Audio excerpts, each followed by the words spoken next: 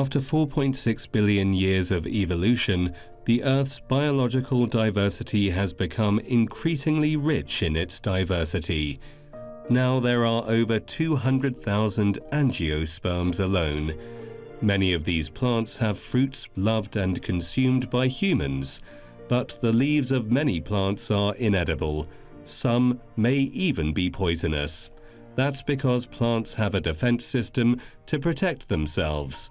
For instance, many plants' leaves contain toxins, but insects that eat these leaves can cleverly evade their defense system.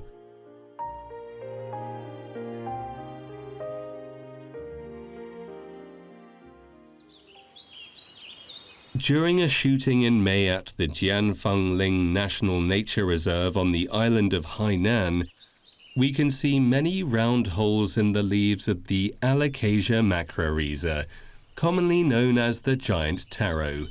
Judging by the bite marks, it must be insects. So, why don't they eat from the edges of the leaves rather than the middle?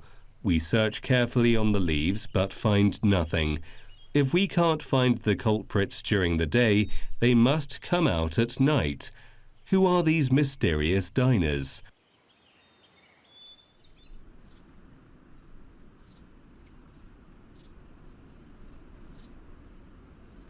At night, we observe the leaves of the giant taro with flashlights.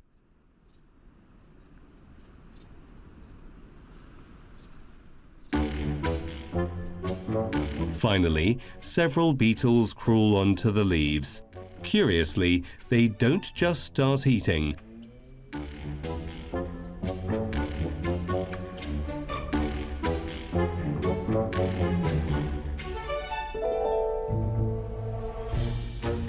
They first carve a circle on the leaf about the size of a coin with their mouth, then start eating the leaf inside the ring. They cut and chew leaves with the most primitive mouthpart, a mandibulate mouthpart or chewing mouthpart, mainly consisting of a pair of hard jaws. Entomologists have solved the mystery of their circle carving.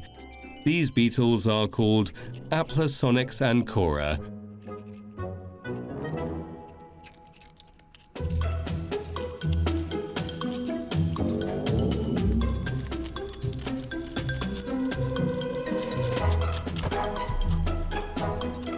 They love the leaves of the giant taro, but the vascular bundles of the leaves contain lots of toxins to protect them from being eaten.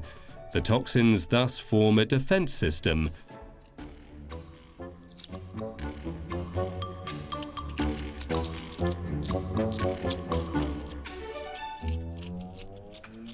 The beetle carves a circle on the leaf to cut off the flow of toxins through the leaf's veins. Toxins left in the circle, cut out, aren't enough to poison the beetle, so it only eats the leaf inside the cutout that it made. All of the round holes on the leaves are the beetle's work. Incredibly, some circles are so round that they look like compasses have drawn them. These beetles are the geometers among insects. According to our observation, the first beetle appears on the leaf around 9 p.m. There are two advantages to dining at this time. Firstly, it's cool at night. Secondly, it's relatively safe, as their enemies don't emerge at night. Its meal ends around 1 or 2 a.m. the next day, which takes 4 to 5 hours. In the middle, it takes 8 or 9 breaks. Every time it stops eating, it'll carefully clean itself up.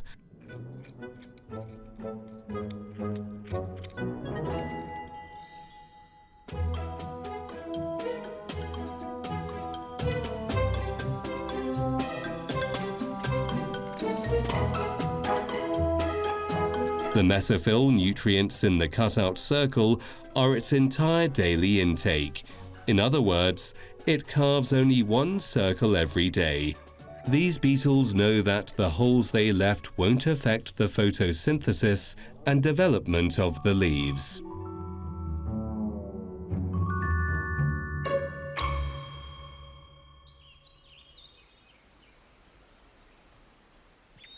In October, the weather is cool in Gaoligong Mountain, Yunnan Province. Here, an insect can avoid this plant's defense system without cutting off its veins. The Agathocera hoppe bali, it's only the size of a soybean.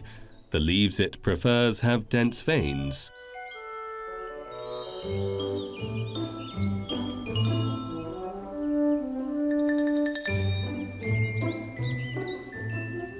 When it eats, unlike other leaf-eating insects, it presses its mouthpart against the leaf. In this way, it can eat the leaf without ever cutting into its veins. If the leaf veins are cut open, the poisonous toxins inside will gush out.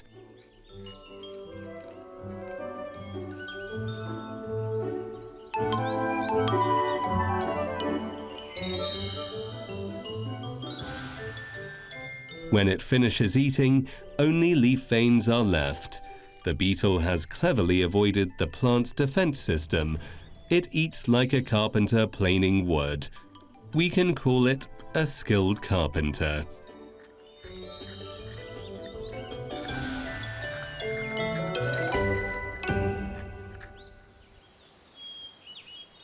In June, the temperature is quite high during the day in the Gaowangje Nature Reserve in western Hunan. We continue to search for our next tiny movie stars in this tree.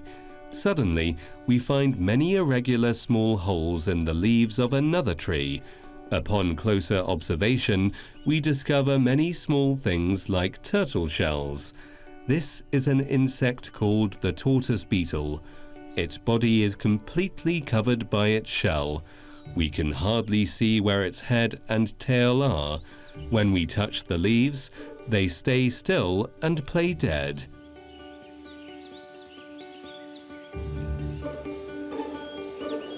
This tortoise beetle also prefers to eat at night to avoid its enemies.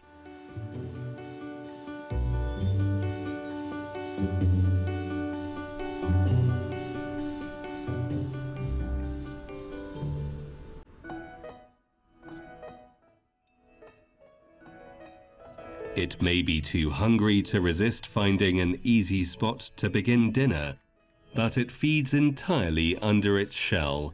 Our videographer has to shoot it with a macro lens without scaring it.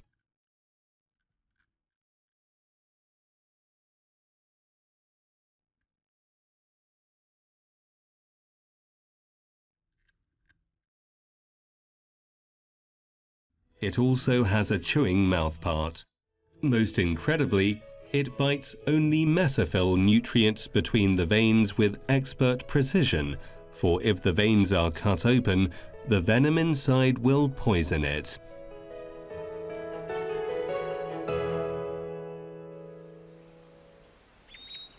In the Mengshan National Nature Reserve of Hunan Province lives an insect called Epicorda tibialis. When it eats a poisonous plant, Solanum americanum, it doesn't consider whether its leaf veins will be cut open. It only thinks about whether there's enough to eat. Why? Because the Solanum americanum also has a defense system whose leaves, stems, and flowers all contain a toxin. Other insects dare not even get close to the plant, let alone feed on it.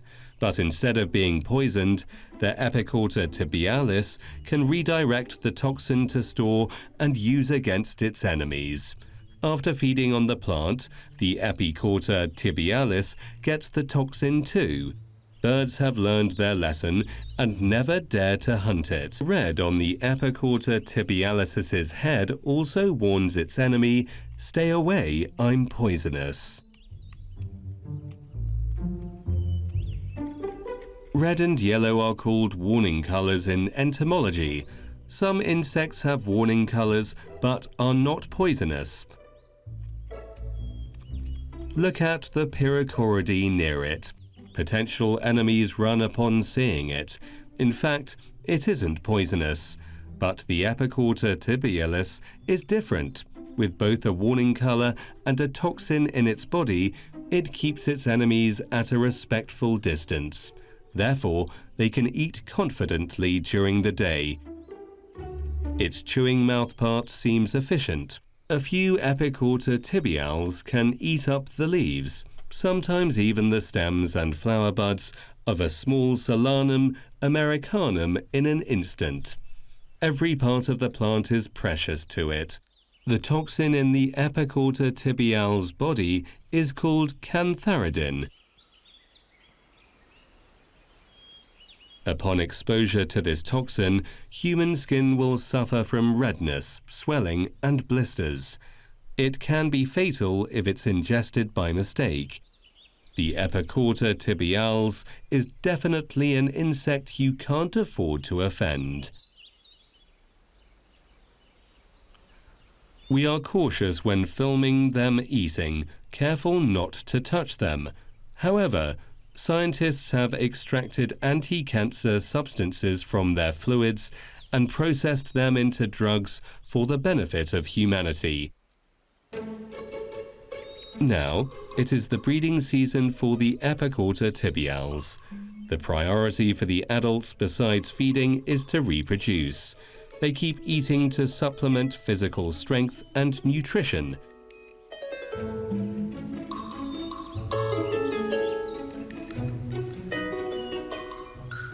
One of the males notices a beauty behind it. It immediately stops eating and scurries over, climbs onto the female's back, and taps the female's antennae with its antennae, signaling that it's available for mating.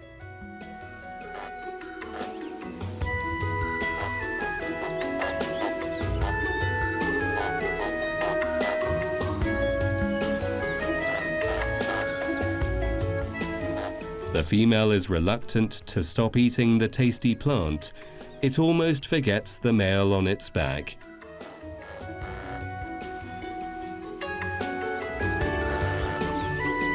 But after the male's persistent efforts, the female finally accepts its suitor. What an eventful dinner party!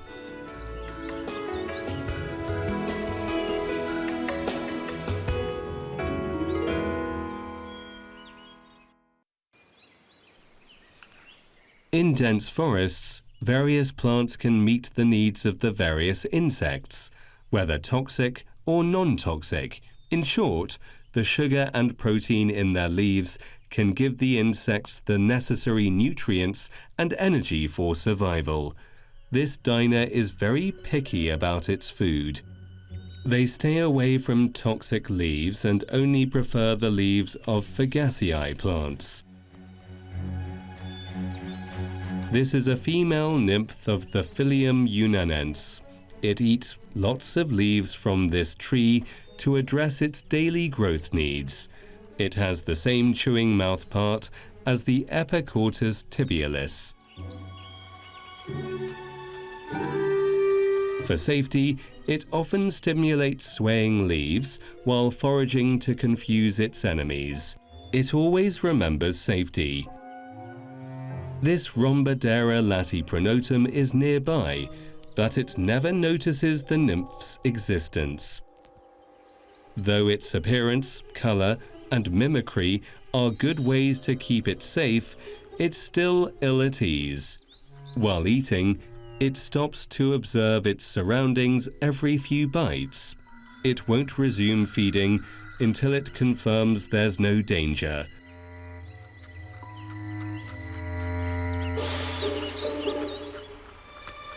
Most enemies will lose patience with the prolonged stillness of the Phyllium unanense.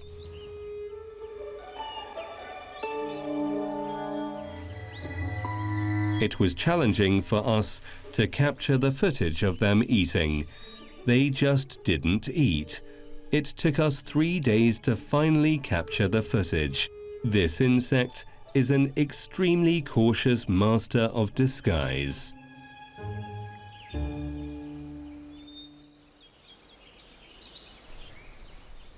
Experts tell us the Phyllium unanense has a next of kin in the forest of the Jianfengling Nature Reserve on Hainan Island, the Phyllium parum. With the help of experts, we find it after a lot of effort. This is an adult. It has been listed with the Phylum Unanense as a second-class protected animal in the revision of the National Protection List of Rare Animals 2019.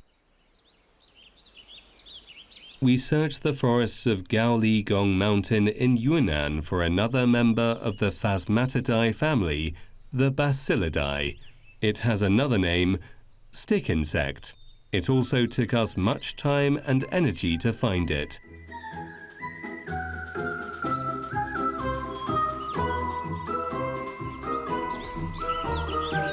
Their mimicry is as impressive as their relative. Their appetite is equally astonishing thanks to their highly efficient chewing mouthparts.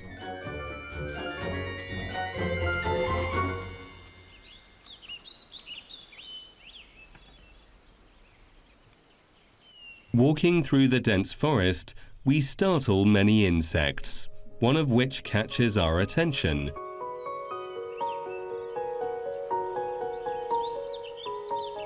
Upon closer observation, we see it's also a stick insect, except it has wings. It's called Mysadina conifera. According to experts, it's now rare to see such flying in nature. Over billions of years of evolution, the wings of most stick insects have degenerated or disappeared. They evade their enemies mainly through mimicry or camouflage. Only a few stick insects still have wings.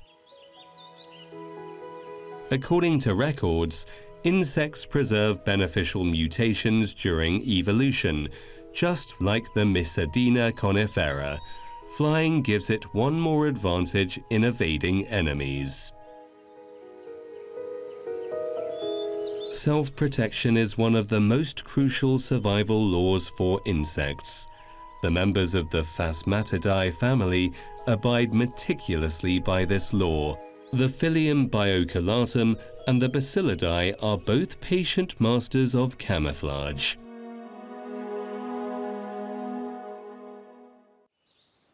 Sometimes trees exude lots of sap from their bark called gum. Composed mainly of polysaccharide sugars, many insects love to feed on it.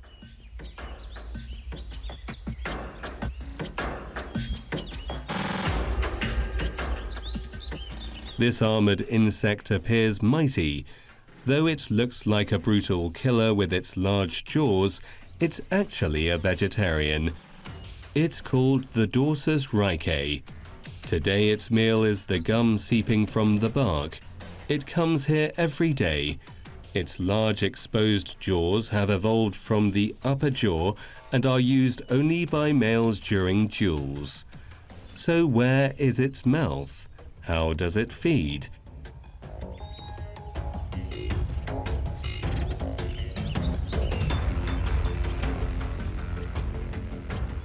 When it crawls toward the gum, it stretches a furry tuft from under its big jaws and licks it. It also has a chewing mouthpart. The pair of its lower jaws for feeding are covered with this fur. Don't underestimate this dense, fluffy fur. It helps to gather semi-solid or liquid food.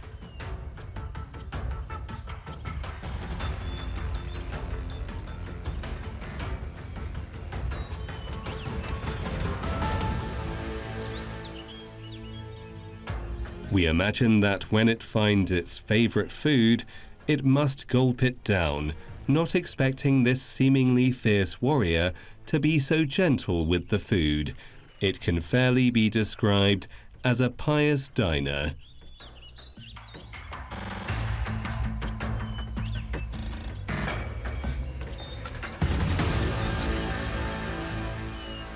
The Lucanus hermani delisle is fierce-looking. This is a male. It has a pair of long horns, which evolved from its upper jaw.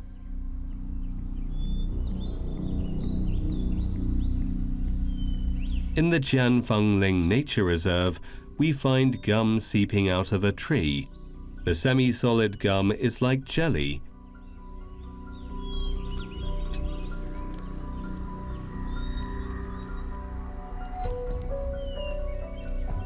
Various kinds of butterflies, bees, and beetles are attracted here daily, including the Lucanus hermanii delisle.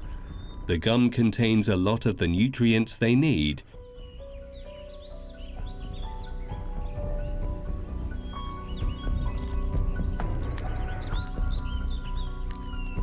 It's time for dinner. Another male Lucanus hermanii delisle also arrives here on time.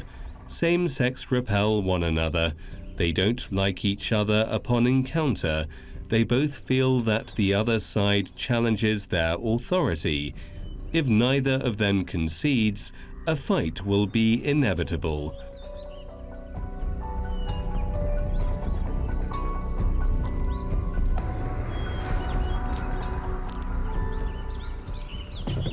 They first extend their horns to test the water and then start a duel. May the best man win. To compete for the championship, the one who first arrived takes the lead in launching an attack.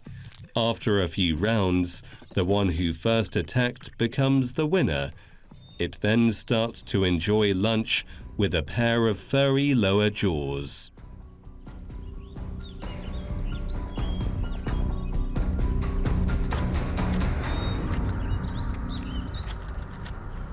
Today, the Keratonus jansoni Jordan is attracted here too. The male beetle's body and arm are 15 centimeters, 6 inches long, while the female is smaller. It's one of the largest insects in China, like an elephant in the mammal family. There are only 4 species of the Eurychidae hope in China, all of which are second-class protected animals. Worldwide, there are about 20 species on record. Their principal food is gum, and they love it. They have a similar mouthpart like the Lucanidae, with a pair of large jaws covered with fur. It looks fierce, but it eats like a gentleman. Although the giant beetle crawls slowly, it flies very swiftly.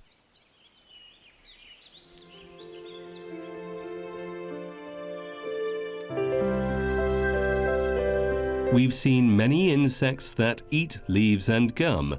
Although they feed on different food from the carnivorous carabid beetles and mantis mantises, they have the same chewing mouthparts.